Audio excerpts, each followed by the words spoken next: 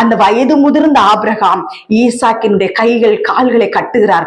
அப்ப கூட ஈசாக்கு கேட்கல, அப்பா என்னதான் நீங்க பலி செலுத்த போறீங்களான்னு ஒரு வார்த்தை கூட. நல்ல கவனமா கேளுங்க வாலிப பிள்ளைகளே. ஈசாக்கை தன் தகப்பனார் கட்டுகிறார், கட்டி கட்டைகளின் மேல் கிடத்துகிறார். கிடத்தும் அவரோட ஒரு வார்த்தை, தகப்பனே என்னையா பலி செலுத்த போகிறீர் என்று ஒரு வார்த்தை கேட்கல. கையை காலை கட்டி பலிபீடத்தில் ஏற்றி போடும்போது பெசாம கையங்காலையும் வாயங்க மூடிக்கிட்டு அப்படியே படுத்துட்டாரு. செலுத்துங்கப்பா. அங்க எப்தாவுடைய மகள் சொன்னது போல இங்க ஈசாக் தன்னை பலி செலுத்த ஒப்பு கொடுக்கிறார். இன்னொரு இடத்த அந்த அதே இப்போ உள்ள ஜெனரேஷனை நீங்க எடுத்து பாருங்க. இப்படி யார் தன்னை பலியா ஒப்பு கொடுப்பா? யோசிச்சு பாருங்க. யாரு கொடுப்பா? கர்த்தருடைய பிள்ளைகளை. இந்த நாட்களில் அற்ப சொற்பமான உலக பிரகாரமான இன்பங்களுக்கு அடிமைப்பட்டு கிடக்கிற ஜனங்கள் வேண்டாம். வாலிப மகனே, வாலிப மகளே, இது வேண்டாம், இதை உதறி தள்ளு இயேசுவுக்காயின்னு சொன்னா எத்தனை வாலிப பிள்ளைகள் கேட்க இருக்கிறீங்க?